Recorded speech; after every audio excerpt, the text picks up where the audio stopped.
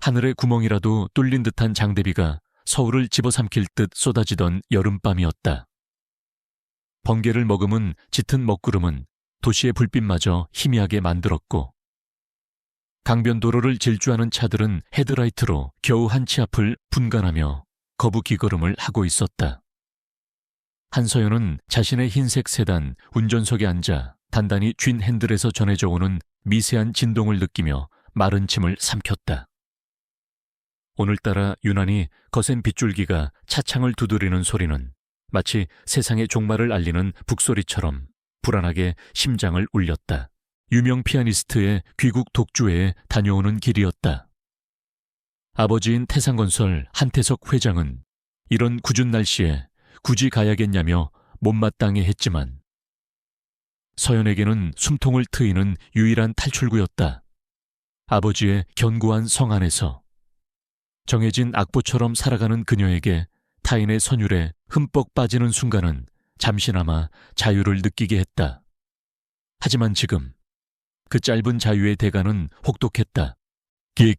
갑작스러운 정체에 서연은 급히 브레이크를 밟았다. 차는 아슬아슬하게 앞차의 꽁무니 앞에서 멈춰 섰다. 무슨 일인지 알 수 없었다.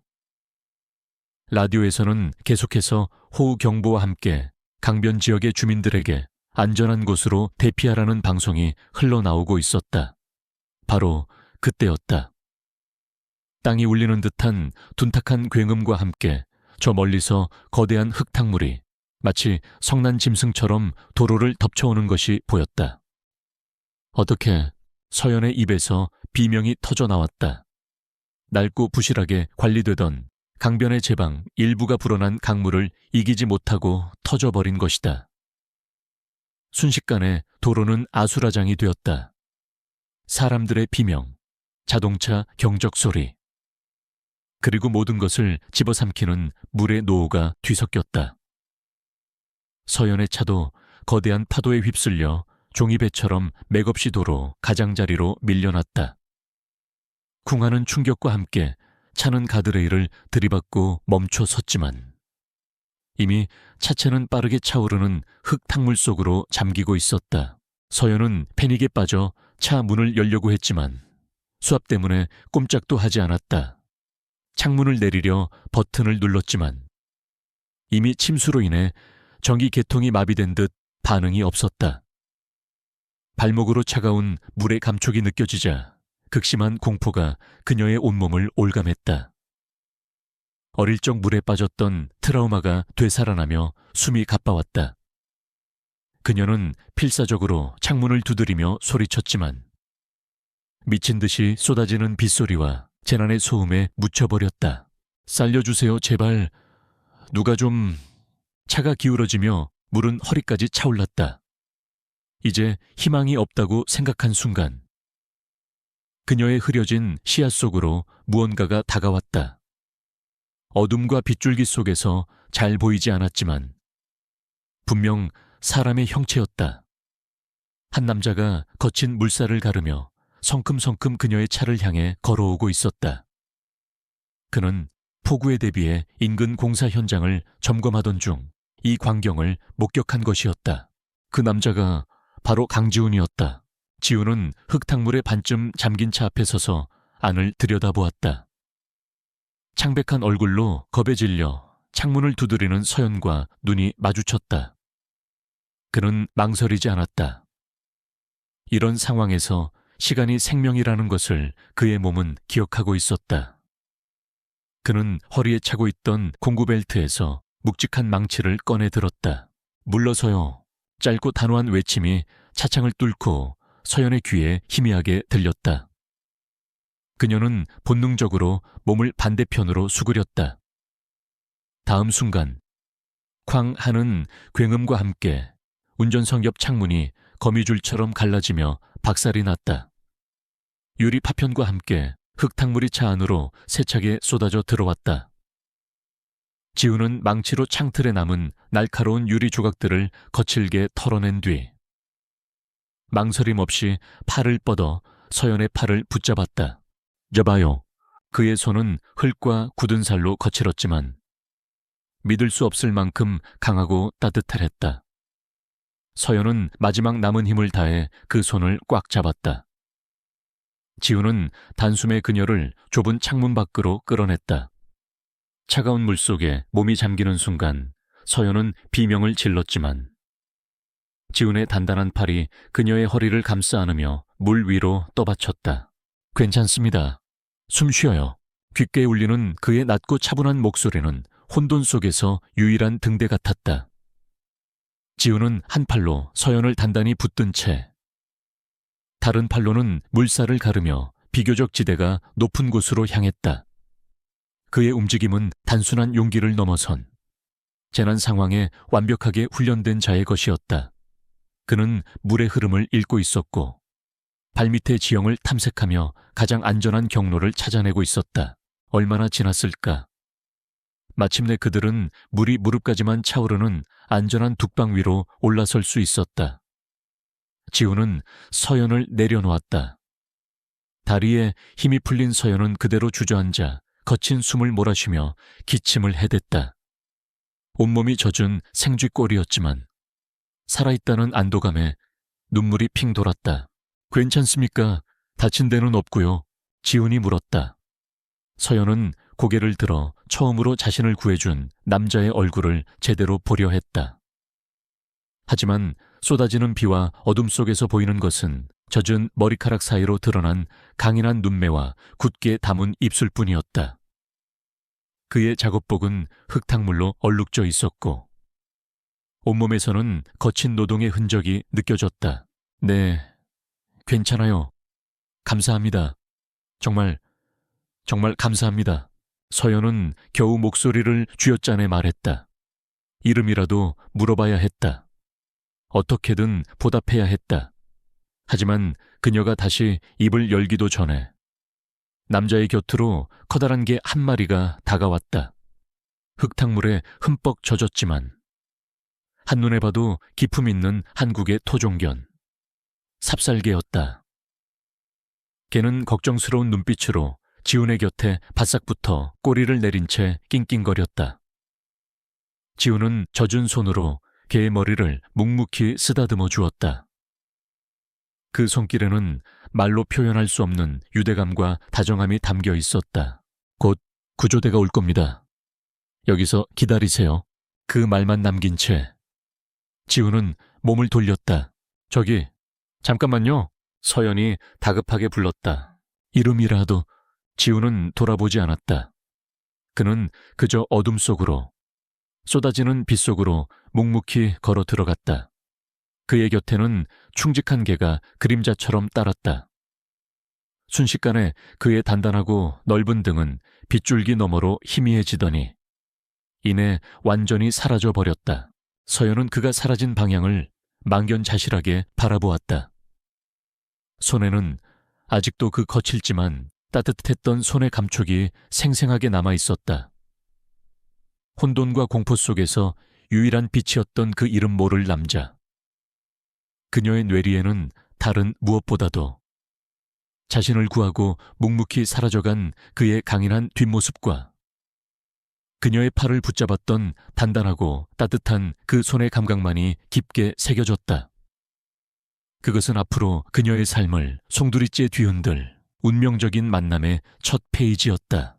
병원 특실의 새하얀 시트 위에서 한서연은 눈을 떴다. 코를 찌르는 소독약 냄새와 일정한 강역으로 울리는 의료기기의 기계음이 그녀가 안전하다는 사실을 일깨워 주었다. 창밖은 언제 그랬냐는 듯 비가 그치고 옅은 아침 햇살이 스며들고 있었다.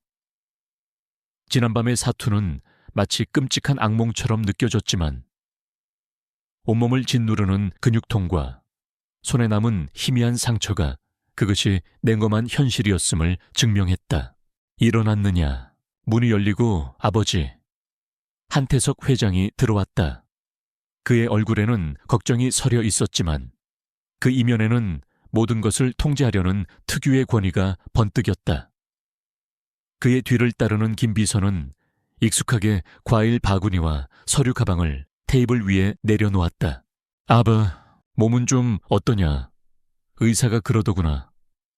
다행히 외상은 거의 없고 심리적 안정이 필요하다고 한 회장은 딸의 침대맡에 앉아 그녀의 이마를 짚었다. 그 손길은 다정했지만 서연은 어딘지 모르게 서늘한 거리감을 느꼈다. 아버지에게 그녀는 소중한 딸인 동시에 태상그룹의 완벽한 후계자 그림을 완성하는 가장 아름다운 장식품이기도 했다. 괜찮아요. 그냥 조금 놀라서요. 그깟 고물차는 당장 폐차시키고 새로 주문해 놨다. 경호팀도 다시 꾸릴 테니 이제 그런 위험한 강변도로는 얼씬도 하지 말거라. 서연은 말없이 고개를 숙였다. 아버지는 항상 이런 식이었다. 문제의 본질보다는 그것을 덮을 수 있는 물질적인 해결책을 먼저 제시했다. 그녀에게 중요한 것은 잃어버린 차나 경호의 문제가 아니었다. 아빠, 저를 구해준 사람이 있어요. 들었다. 김 비서가 보고하더군. 인근 공사장의 인부였다지. 배짱 하나는 두둑한 친구로군. 한 회장은 대수롭지 않다는 듯 말했다. 그의 어조에는 미세한 경멸감이 섞여 있었다. 마치 길가의 돌멩이가 우연히 쓸모있는 일을 한 것처럼 여기는 투였다. 그 사람을 찾아야 해요. 꼭 만나서 감사 인사를 하고 싶어요. 걱정 마라. 김비서 시켜서 수소문 중이다. 찾아서 두둑한 보상금 쥐어주면 그만이다. 그런 사람들에게는 그게 최고의 감사 표시지. 아니요, 돈이 문제가 아니에요. 그 사람은 목숨을 걸고 저를 구했어요, 아빠. 그 눈빛을 보셨어야 해요. 그 혼란 속에서 얼마나 침착했는지. 서연의 목소리가 격앙되자 한 회장의 미간이 살짝 찌푸려졌다. 세호연아, 너는 태상그룹의 딸이다. 신원도 불분명한 공사장 인부와 개인적으로 엮여서 좋을 것 없다. 모든 건 내가 알아서 처리할 테니 너는 그저 푹 쉬면서 몸이나 추스르거라. 그는 더 이상 대화를 이어갈 가치가 없다는 듯 자리에서 일어났다. 아버지가 남기고 간 특실 안에서 서연은 깊은 무력감에 휩싸였다. 모두가 그녀의 생존을 축하했지만 그녀의 마음을 진정으로 이해해주는 사람은 아무도 없었다. 그녀의 머릿속에는 오직 자신을 구하고 말없이 사라진 남자의 강인한 뒷모습과 흠뻑 젖은 삽살개의 충직한 눈빛만이 맴돌았다. 같은 시각 서울의 변두리에 위치한 낡은 다세대 주택. 강지우는 삐걱거리는 침대에서 몸을 일으켰다. 밤새 젖은 몸으로 설친 탓에 온몸이 쑤셨지만 그를 깨운 것은 육체의 피로가 아니었다. 또다시 그 꿈을 꾸었다. 5년 전 그가 소방관이던 시절의 마지막 기억. 부실공사로 순식간에 무너져 내린 쇼핑몰 건물. 자욱한 먼지와 비명. 그리고 필사적인 구조작업. 그는 마지막까지 건물 깊숙한 곳에 갇혀있던 어린아이를 찾아 헤맸다. 마침내 아이를 발견했지만 추가 붕괴가 시작되면서 그의 등 위로 거대한 콘크리트 잔해가 떨어졌다. 그는 의식을 잃기 직전 아이의 작은 손을 놓쳤던 그 절망적인 감각을 아직도 잊을 수 없었다. 지우는 거친 숨을 몰아쉬며 상체를 일으켰다. 등 전체를 가로지르는 길고 흉측한 화상 자국이 거울에 비쳤다. 그날의 사고는 그의 등에 지워지지 않는 흉터와 영혼에 씻을 수 없는 죄책감을 남겼다. 그는 결국 소방관을 그만두었다. 더 이상 누군가를 구하지도 구하지 못하지도 않는 삶. 그는 세상으로부터 자신을 격리시키는 길을 택했다. 마루. 그의 부름의 침대 밑에서 잠자코 그를 지켜보던 삽살개 마루가 고개를 들었다. 마루는 그날의 사고 현장에서 그가 유일하게 구해낸 생명이었다. 주인을 잃고 공포에 떨던 어린 강아지는 이제 그의 곁을 지키는 가장 충직한 가족이 되었다. 마루는 조용히 다가와 지훈의 손등을 핥았다. 그 따뜻한 혀의 감촉이 지훈을 악몽의 잔상에서 현실로 끌어냈다. 지훈은 익숙하게 몸을 움직여 아침을 준비했다. 작은 방은 낡았지만 그의 성격처럼 모든 것이 제자리에 정돈되어 있었다. 그는 어젯밤의 일을 떠올렸다. 급류에 갇힌 여자, 그리고 그녀의 겁에 질린 눈. 그는 그저 몸이 기억하는 대로 움직였을 뿐이다. 누군가를 구해야 한다는 본능. 하지만 구조가 끝난 뒤 밀려온 것은 보람이 아닌 공허함이었다. 그는 다시는 누군가의 인생에 깊이 얽히고 싶지 않았다. 텔레비전을 켜자 간밤의 홍수 소식이 헤드라인을 장식하고 있었다. 화면에는 물에 잠긴 차들과 이재민들의 모습, 그리고 태산건설 한태석 회장이 현장을 방문해 복구를 약속하는 장면이 나오고 있었다. 지우는 무심코 숟가락을 멈췄다. 화면 속에서 딸의 안위를 걱정하며 인자한 표정을 짓고 있는 한태석의 얼굴. 5년 전 그가 붕괴 현장에서 부실 시공 의혹을 제기했을 때 증거가 부족하다는 이유로 모든 것을 덮어버리고 유유히 빠져나갔던 바로 그 남자였다. 지훈의 눈빛이 차갑게 가라앉았다. 참으로 지독한 우연이었다. 그는 자신이 구해낸 여자가 하필이면 자신의 인생을 송두리째 망가뜨린 남자의 딸이라는 사실을 꿈에도 모른 채 그저 씁쓸하게 채널을 돌려버렸다. 그는 애써 그 일을 잊으려 했다. 어차피 다시 볼 일 없는 스쳐가는 인연일 뿐이라고 스스로를 다독였다. 하지만 운명의 톱니바퀴는 이미 소리를 내며 움직이기 시작하고 있었다. 한 사람은 잊으려 하고 다른 한 사람은 필사적으로 찾으려 하는 엇갈린 마음 위로 과거의 비극이라는 거대한 그림자가 서서히 드리워지고 있었다. 그 끝에 무엇이 기다리고 있는지도 모른 채 두 사람은 각자의 자리에서 상처로 얼룩진 아침을 맞이하고 있었다. 서연의 피아노는 더 이상 맑은 소리를 내지 못했고 지훈의 망치질은 그 어느 때보다 공허하게 울려 퍼졌다. 한태석 회장의 서늘한 명령에도 불구하고 한서연의 결심은 꺾이지 않았다. 아버지가 제시하는 돈으로 얼룩진 감사는 그날 밤 그녀가 느꼈던 순수한 인간에 대한 모독이라고 생각했다. 그녀는 비서실을 통하지 않고 개인적으로 그를 찾기 시작했다. 유일한 단서는 강변도로 인근 공사장과 삽살개를 데리고 다니는 남자라는 막연한 정보뿐이었다. 퇴원한 서연은 매일같이 사고 현장 주변을 맴돌았다. 수해 복구 작업으로 어수선한 거리, 아직도 흙탕물 자국이 선명한 건물들. 그녀는 주변 상인들과 복구 인력들에게 그날의 영웅에 대해 물었지만 그 혼란 속에서 그를 제대로 기억하는 사람은 아무도 없었다.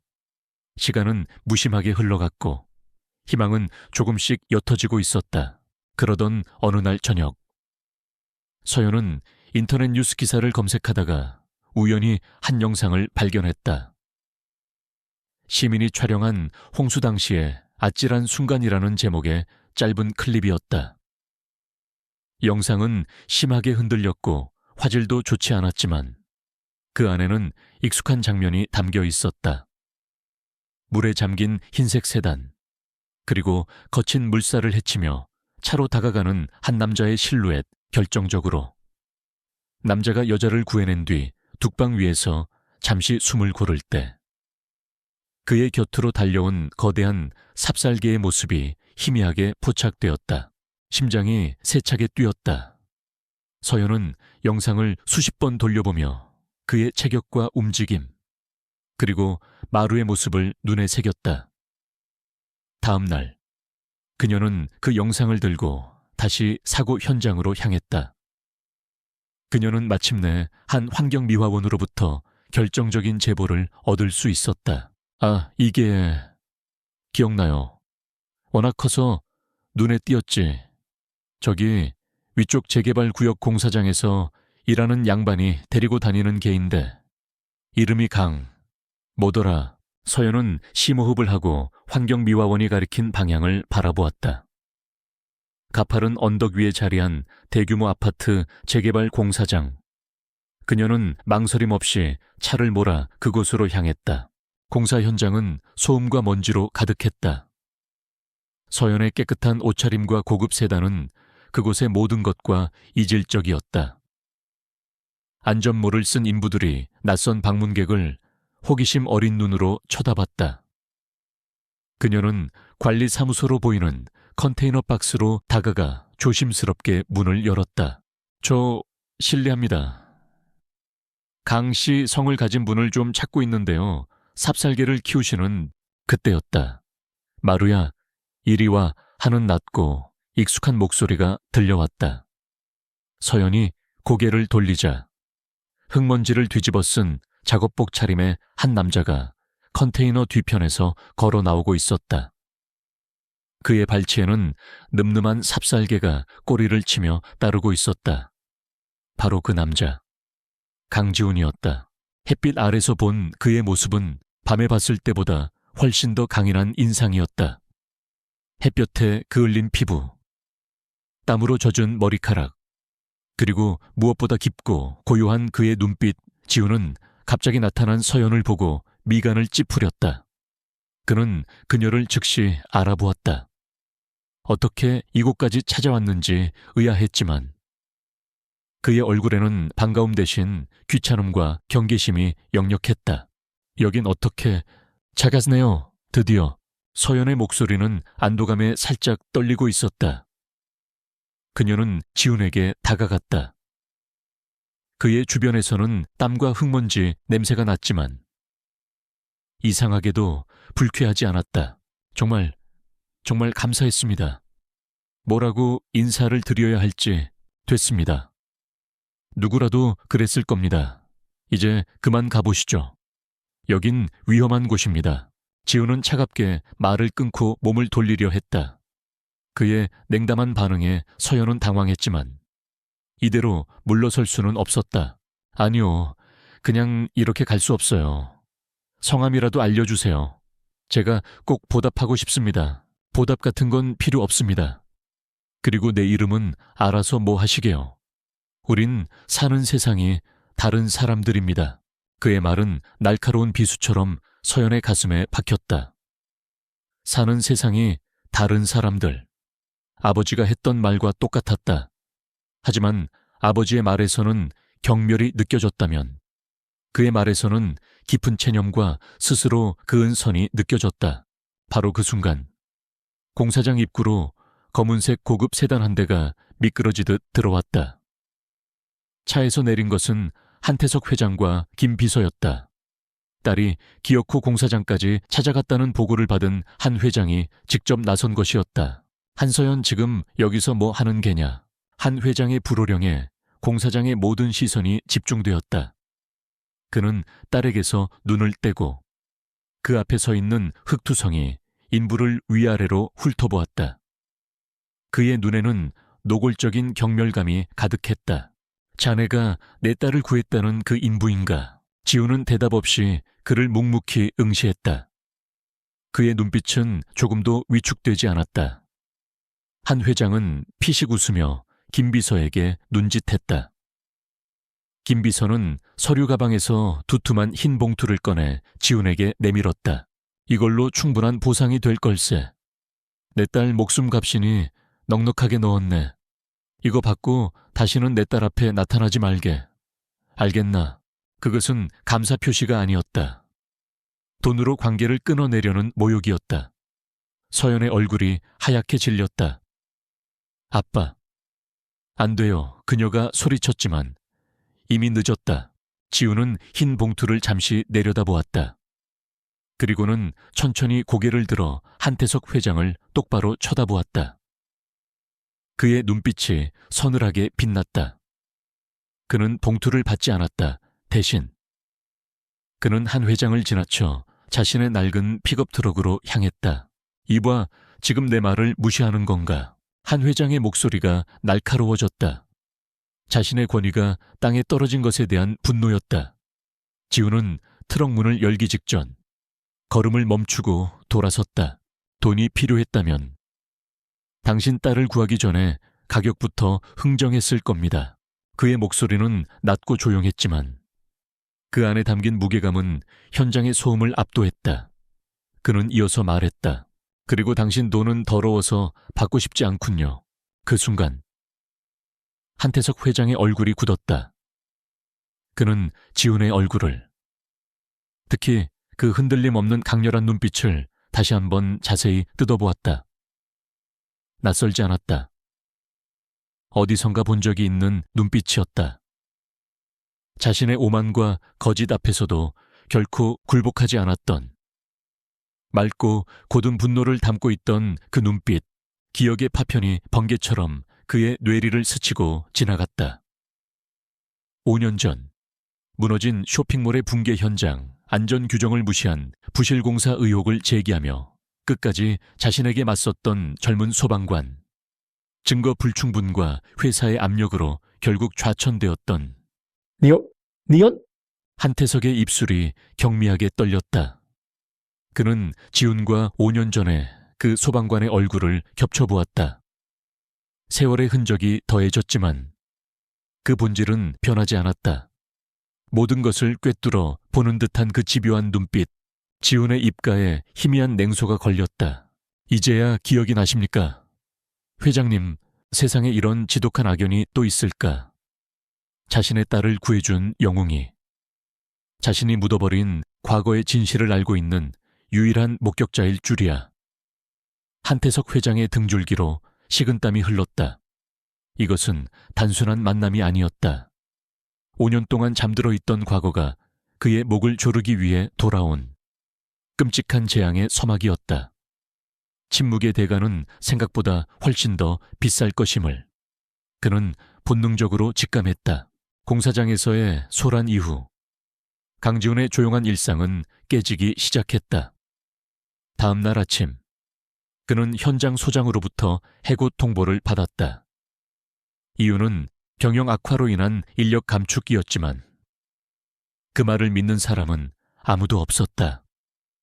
한태석 회장의 보이지 않는 손이 움직이기 시작했다는 것을 지훈은 직감했다. 그는 씁쓸하게 웃으며 별다른 저항 없이 짐을 쌌다. 세상은 원래 그런 곳이었으니까. 하지만 한태석의 압박은 거기서 그치지 않았다. 며칠 뒤부터 집 주변에 검은색 세단이 맴돌기 시작했고 동네 건달처럼 보이는 낯선 남자들이 그를 노골적으로 주시했다. 그들은 위협을 가하지는 않았지만 그 존재만으로도 숨을 옥죄는 감시의 올가미가 되었다. 한태석은 강지훈이 잊혀진 과거를 다시 들추지 못하도록 그의 일거수일투족을 감시하며 침묵을 강요하고 있었다. 한편 한서연은 그날 이후 깊은 혼란에 빠져 있었다. 자신을 구해준 영웅을 대하는 아버지의 모욕적인 태도, 그리고 그 두 사람 사이에 흐르던 기묘하고 적대적인 기류. 서연은 아버지가 그저 신분이 다른 사람을 경계하는 것이 아니라는 것을 깨달았다.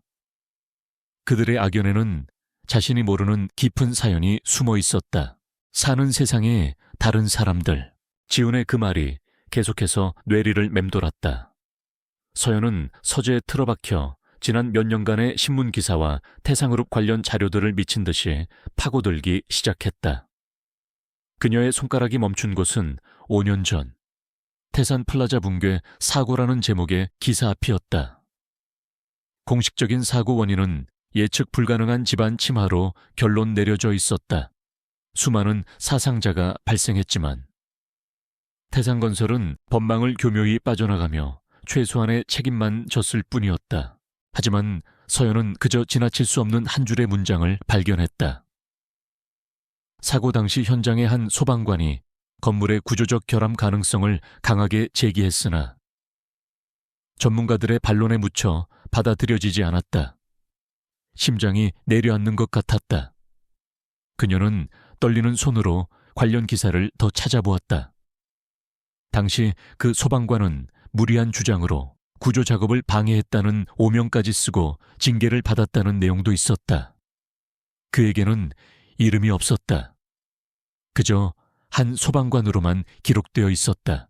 서연의 머릿속에서 모든 조각들이 맞춰지기 시작했다. 강인한 체력, 재난 상황에서의 침착함, 그리고 아버지와의 악연, 자신을 구해준 강지훈이 바로 5년 전에 그 소방관일지도 모른다는 강한 예감이 그녀를 덮쳤다.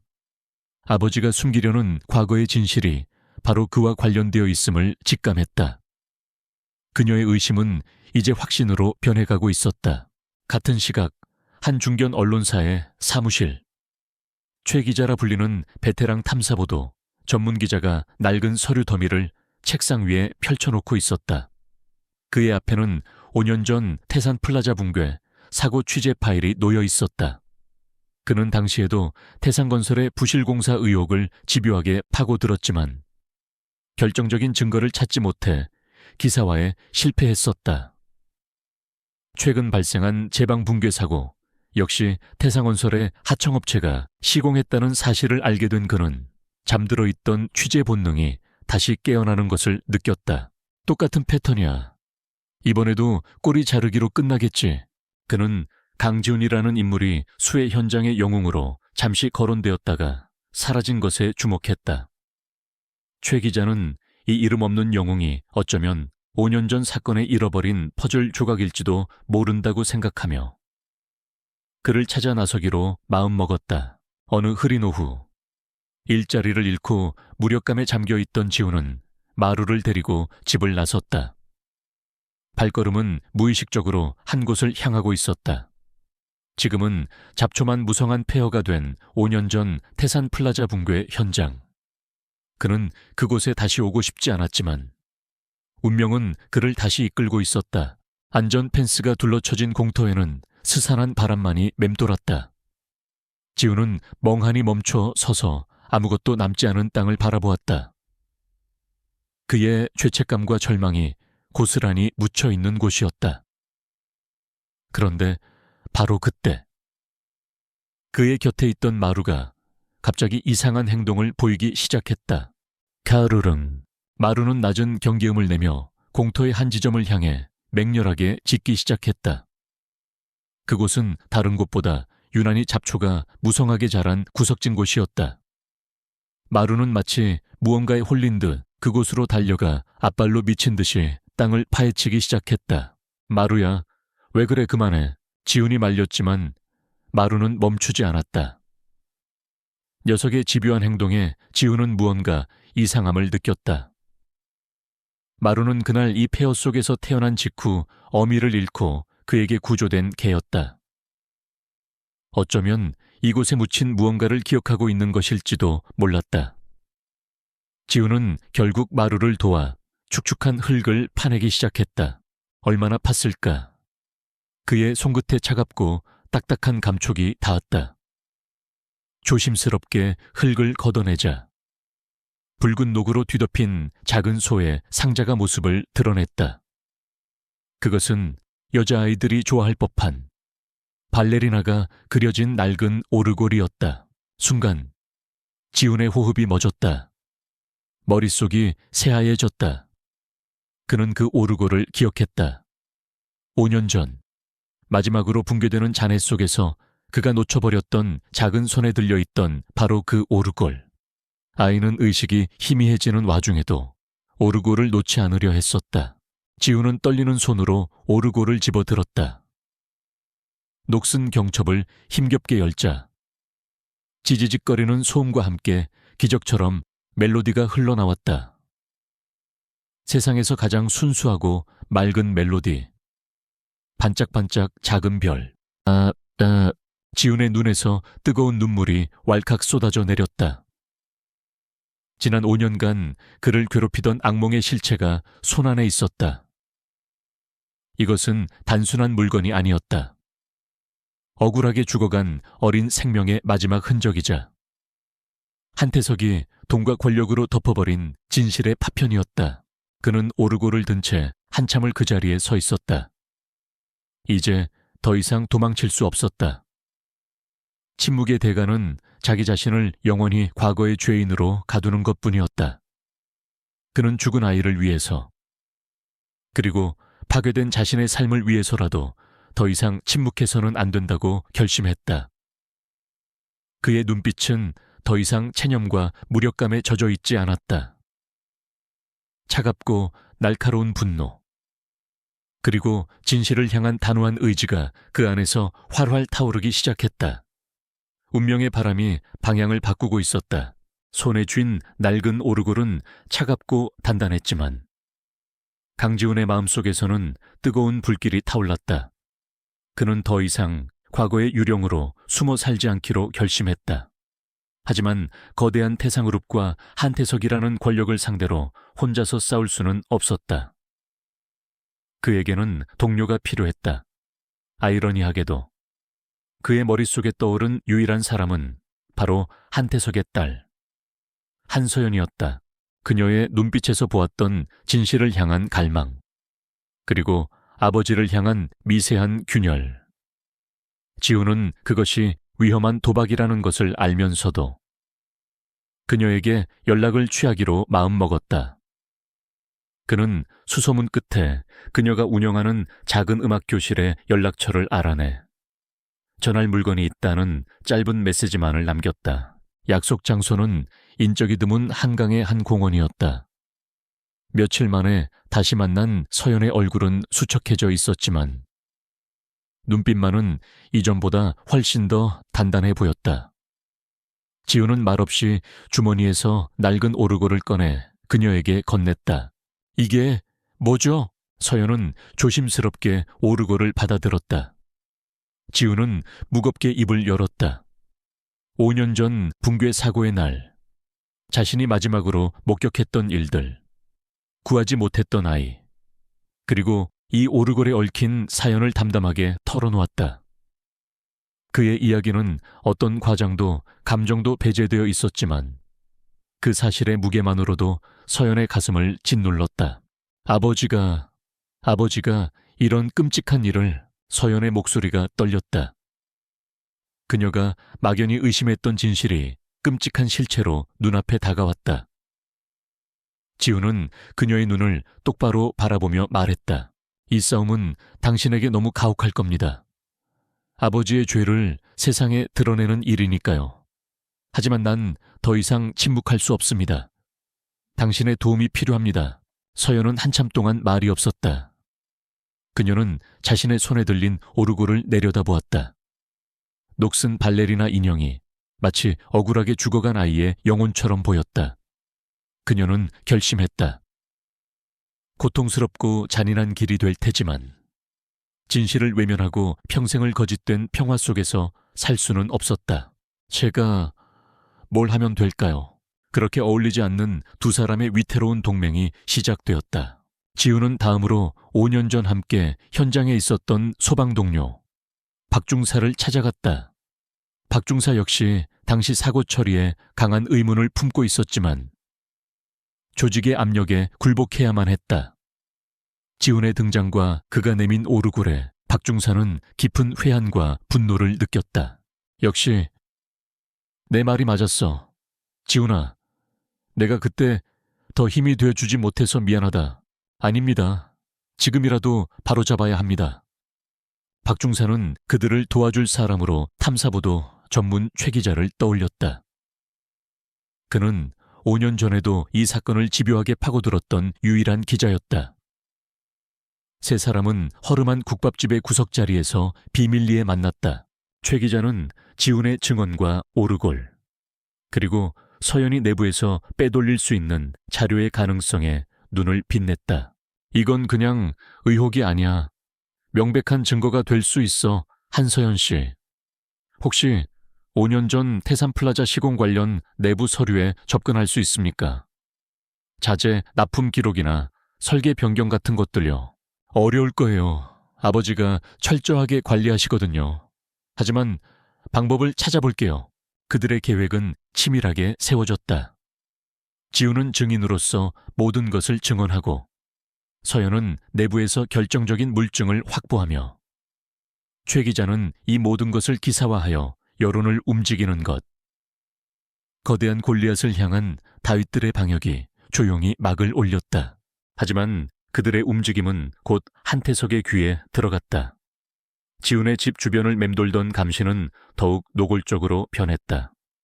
그리고 마침내 한태석은 최후의 수단을 사용하기로 결정했다. 늦은 밤, 지훈이 마루와 함께 산책을 마치고 집으로 돌아오던 길이었다. 인적이 끊긴 좁은 골목으로 들어서는 순간 어둠 속에서 건장한 남자 서너 명이 나타나 그의 앞을 가로막았다. 강지훈 씨, 마치 우리 회장님께서 너 같은 놈이랑 말 섞는 거 아주 싫어하시거든. 그들은 위협적으로 지훈을 둘러쌌다. 지훈은 마루의 목줄을 짧게 고쳐 잡으며 침착하게 상황을 살폈다. 소방관 시절 익혔던 위기 대처 능력이 온몸의 감각을 곤두세웠다. 오르골 내놔. 좋은 말 할 때 한 놈이 날카로운 커터칼을 꺼내 보이며 위협했다. 지훈은 마루를 자신의 등 뒤로 보내며 낮게 말했다. 그럴 순 없지. 그건 내 것이 아니니까. 그 말이 신호였다. 남자들이 동시에 달려들었다. 지훈은 몸을 숙여 첫 번째 놈의 주먹을 피하고 팔꿈치로 그의 명치를 가격했다. 하지만 수적 열쇠는 어쩔 수 없었다. 뒤에서 날아온 강목의 어깨를 맞고 비틀거리는 순간 다른 놈이 그의 복부를 걷어찼다. 컥하는 소리와 함께 지훈은 바닥에 쓰러졌다. 이 새끼가 깡만 좋아가지고. 한 놈이 지훈의 머리채를 잡고 들어올렸다. 다른 놈은 그의 품을 뒤져 오르골을 찾으려 했다. 모든 것이 끝이라고 생각된 순간이었다. 크르르르, 멍. 지훈의 등 뒤에 있던 마루가 억눌렀던 야성을 폭발시키며 뛰쳐나왔다. 거대한 몸집의 삽살개는 성난 맹수와 같았다. 마루는 지훈의 머리채를 잡고 있던 남자의 팔뚝을 그대로 물어버렸다. 남자의 끔찍한 비명과 함께 골목은 아수라장이 되었다. 마루는 팔을 놓아주지 않은 채 맹렬하게 남자를 흔들었고 그 틈을 타 지훈은 전세를 뒤집었다. 그는 고통을 이겨내고 일어나 자신을 걷어찼던 남자의 턱에 강력한 주먹을 날렸다. 쓰러진 남자를 밟고 일어선 그는 마지막 남은 놈과 대치했다. 마루의 기세와 지훈의 살기 어린 눈빛에 겁을 먹은 남자는 강목을 내팽개치고 비명을 지르며 도망쳤다. 마루에게 팔을 물린 남자도 겨우 개를 떼어내고 비틀거리며 어둠 속으로 사라졌다. 골목에는 거친 숨을 몰아쉬는 지훈과 여전히 경계심을 풀지 않은 채 주인의 곁을 지키는 마루만이 남았다. 지훈은 피가 나는 입술을 닦으며 마루의 머리를 쓰다듬었다. 고맙다, 마루야. 마루는 그제야 으르렁거림을 멈추고 주인의 손을 핥았다. 오늘 밤의 습격은 한태석의 경고였다. 여기서 멈추지 않으면 다음은 없을 것이라는 무언의 협박. 하지만 이 폭력은 오히려 지훈의 의지에 불을 붙였다. 이제 이것은 단순히 과거의 진실을 밝히는 싸움이 아니었다. 자신과 자신의 유일한 가족인 마루, 그리고 자신을 믿어주는 사람들을 지키기 위한 생존의 투쟁이 되었다. 되돌아갈 다리는 완전히 불타 없어졌다. 골목길에서의 습격은 모든 것을 바꾸어 놓았다. 그것은 한태석의 마지막 경고였고 동시에 강지훈과 한서연에게는 더 이상 물러설 곳이 없다는 신호탄이었다. 한태석이 다음에는 마루나 자신에게 무슨 짓을 할지 몰랐다. 시간은 그들의 편이 아니었다. 그날 밤 서연은 굳은 결심을 하고 아버지의 서재로 들어갔다. 지훈이 다쳤다는 소식을 전해 듣고 그녀의 마음속에 남아있던 마지막 망설임은 산산조각이 났다. 그녀는 어릴 적 아버지가 금고 비밀번호를 자신의 생일과 어머니의 기일을 조합해서 만든다는 것을 우연히 엿들은 기억을 떠올렸다. 떨리는 손으로 번호를 눌렀다. 철컥 소리와 함께 묵직한 금고문이 열렸다. 금고 안에는 각종 계약서와 서류들이 가득했다. 서연은 숨막히는 긴장감 속에서 태산 플라자라는 글씨가 적힌 낡은 서류철을 찾아냈다. 그 안에는 그녀가 찾던 모든 것이 있었다. 기준치에 한참 미달하는 철근을 사용하도록 지시한 원본 설계도, 감독관에게 거액의 뇌물을 건넨 내역이 담긴 비자금 장부, 그리고 이 모든 사실을 은폐하기 위해 조작된 최종 안전 보고서까지. 아버지가 쌓아 올린 성공이라는 탑이 얼마나 많은 사람들의 피와 눈물 위에 서 있었는지를 증명하는 끔찍한 증거들이었다. 서연은 눈물을 삼키며 조용히 그 모든 것을 카메라로 찍고 중요 서류 몇 장을 몰래 벤의 품에 숨겼다. 최 기자는 정보를 전달받고 움직이기 시작했다. 그는 태상그룹이 대규모 해외 투자 유치를 위한 중요한 주주총회를 며칠 뒤에 개최한다는 사실을 알아냈다. 한태석이 자신의 제국이 가장 견고하고 빛나는 순간을 과시하려는 바로 그 자리가 그의 죄를 만천에 드러낼 가장 완벽한 무대가 될 것이었다. 그들은 모든 것을 걸고 그날을 준비했다. 주주총회 당일 최고급 호텔의 컨퍼런스 홀은 태상그룹의 주요 주주들과 임원들 그리고 수많은 취재진으로 가득 찼다. 단상 위에서 한태석 회장은 자신감 넘치는 목소리로 태상그룹의 빛나는 미래와 새로운 해외 프로젝트에 대해 연설하고 있었다. 그의 연설에 모두가 감탄하며 박수를 보냈고 그의 제국은 그 어느 때보다 영원할 것처럼 보였다. 바로 그 순간이었다. 육중한 컨퍼런스홀의 뒷문이 소리 없이 열렸다. 모든 사람의 시선이 그곳으로 향했다. 문 앞에는 한 남자가 서 있었다.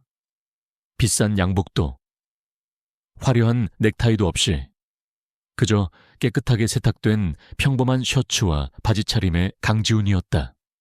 그는 그곳의 화려함과는 전혀 어울리지 않았지만 그 어떤 임원보다도 당당하고 묵직한 존재감으로 홀 안의 모든 공기를 압도했다. 단상 위의 한태석은 지훈을 발견하고 그대로 얼어붙었다. 그의 얼굴에서 자신감이 사라지고 경악과 분노로 일그러졌다. 김 비서가 다급하게 보안 요원들에게 손짓했지만 이미 늦었다. 지훈은 그 어떤 말도 없이 수많은 시선을 가르며 천천히 단상을 향해 걸어갔다.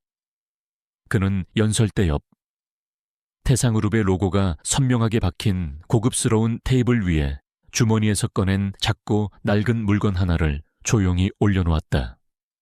붉게 녹이 새운 오르골이었다. 화려한 성공의 상징들 한가운데 놓인 그 초라한 오르골은 너무나도 이질적이었지만 그 어떤 값비싼 장식품보다도 강렬한 메시지를 던지고 있었다. 보안 요원들이 지훈에게 달려가 그를 끌어내려던 찰나 앞자리에 주주의 자격으로 앉아있던 한서연이 자리에서 일어났다. 모든 카메라가 일제히 그녀를 향했다. 잠깐만요. 그녀의 목소리는 떨리고 있었지만 그 안에는 누구도 거스를 수 없는 단호함이 실려 있었다. 미래를 이야기하기 전에 우리는 반드시 과거를 먼저 바로잡아야 합니다.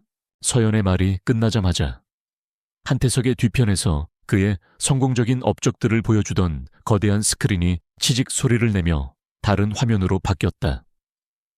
화면에 나타난 것은 서연이 금고에서 빼낸 서류들이었다.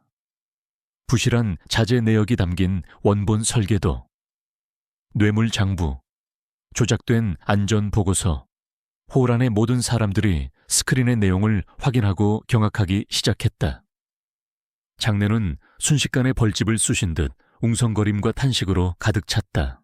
한태석 회장님 화면에 보이는 저 서류들은 대체 무엇입니까?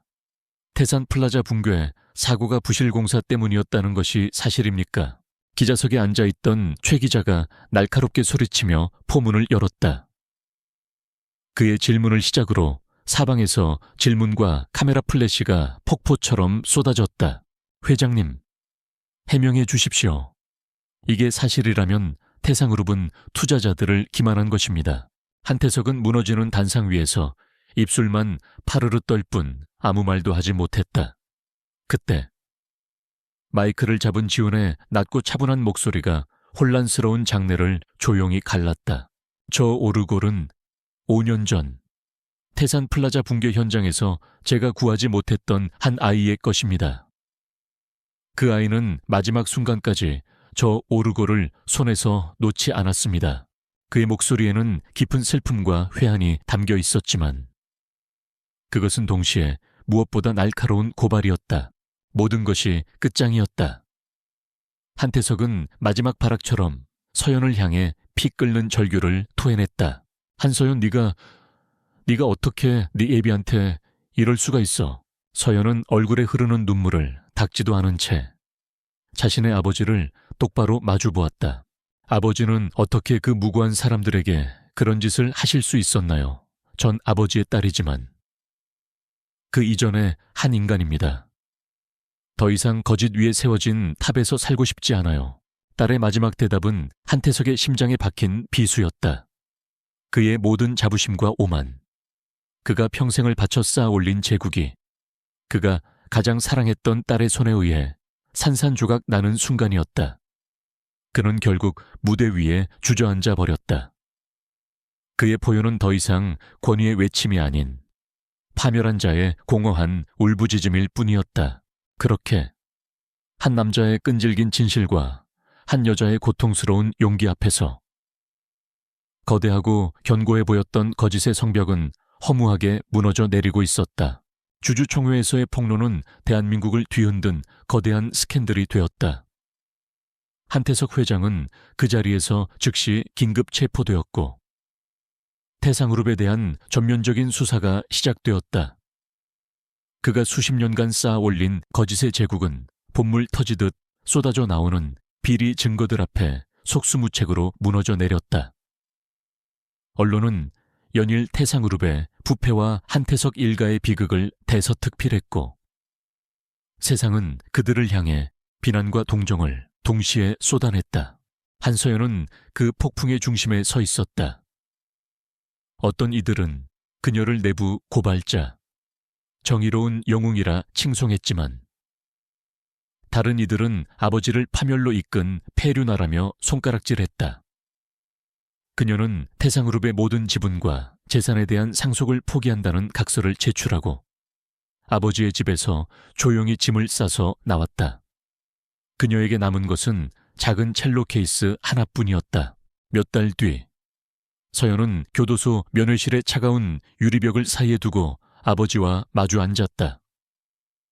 죄수복을 입은 한태석은 불과 몇 달 전에 오만했던 제왕의 모습은 온데간데 없이 그저 늙고 지친 한 명의 초라한 노인일 뿐이었다. 왜 그랬느냐? 아버지가 물었다. 그 목소리에는 원망보다는 깊은 허무함이 담겨 있었다. 그 모든 것이 다 너를 위한 것이었다. 너에게 이 아비가 가진 모든 것을 물려주고 싶었을 뿐이다. 아버지가 저에게 주려고 하셨던 건 성이 아니라 감옥이었어요. 서연은 눈물을 흘리지 않았다. 그녀는 그저 담담하게 말을 이었다. 전 아버지가 쌓아 올린 부와 명예가 아닌 그냥 평범한 아버지를 원했어요. 함께 저녁을 먹고 제 연주를 들어주고 제가 슬플 때 안아줄 수 있는 그런 아버지요. 한태석은 아무 말도 하지 못했다. 그는 평생을 더 높이, 더 멀리 가는 것만을 생각하며 살아왔다. 하지만 그 길의 끝에서 그는 가장 소중한 딸의 마음 하나 얻지 못했다는 것을 깨달았다. 그는 끝내 사과하지 않았지만 서연은 그의 흔들리는 눈빛 속에서 아주 희미한 후회의 빛을 보았다. 그것으로 충분했다. 그녀는 조용히 자리에서 일어나며 마지막 인사를 건넸다. 건강하세요, 아버지. 그것이 그녀와 아버지의 마지막 만남이었다. 강지훈은 세상의 스포트라이트를 피해 다시 조용한 삶으로 돌아갔다. 수많은 언론사와 단체에서 그에게 인터뷰와 강연을 요청했지만 그는 모두 거절했다. 그는 영웅이 아니었다. 그저 묻혀서는 안 될 진실을 위해 자신이 해야 할 일을 했을 뿐이었다. 그의 마음을 짓누르던 5년의 죄책감은 진실이 밝혀짐과 동시에 눈 녹듯 사라졌다. 그는 더 이상 공사장에서 망치를 들지 않았다. 대신 그는 자신의 경험을 살려 소방관들을 위한 인명구조 전문 교관이 되었다. 그는 젊은 소방관들에게 단순히 기술을 가르치는 것이 아니라 생명의 존엄성과 안전의 중요성, 그리고 어떤 상황에서도 타협해서는 안 되는 정의로움을 가르쳤다. 과거의 트라우마는 이제 다른 사람들을 살리는 소중한 가르침이 되었다. 그렇게 1년이라는 시간이 흘렀다. 계절이 바뀌고 세상의 소란도 조금씩 잦아들었다. 태산 플라자가 있던 자리에는 희생자들을 기리는 작은 추모 공원이 세워졌다. 서울의 한 허름한 동네. 작은 상가 건물 2층에서 아이들의 웃음소리와 함께 서툰 피아노 소리가 흘러나오고 있었다. 서연의 작은 음악 교실. 서연은 그곳에서 부모를 잃거나 형편이 어려운 아이들에게 무료로 음악을 가르치고 있었다. 그녀는 더 이상 화려한 무대 위의 피아니스트가 아니었지만 아이들의 작은 손을 잡고 서툰 멜로디를 함께 연주하며 느끼는 기쁨 속에서 비로소 진정한 자신의 선율을 찾아가고 있었다. 어느 화창한 가을날 오후, 수업을 마친 서연이 교실을 정리하고 있을 때 문 앞에 익숙한 그림자가 서 있었다. 강지훈과 그의 곁을 지키는 마루였다. 오랜만입니다. 지훈은 예전보다 한결 편안해진 얼굴로 웃으며 말했다. 서연도 환하게 미소 지었다. 그들은 더 이상 어색하거나 위태롭지 않았다. 고통스러운 시간을 함께 건너온 동지애와 그 이상의 깊은 유대감이 그들 사이에 조용히 흐르고 있었다. 그들은 함께 새로 지어진 추모 공원을 찾았다. 공원 중앙에는 희생자들의 이름이 새겨진 검은 대리석 추모비가 서 있었다. 지훈은 희미하게 웃고 있는 한 여자아이의 사진 앞에 멈춰 섰다. 서연은 그의 옆에 조용히 국화꽃 한 송이를 내려놓았다.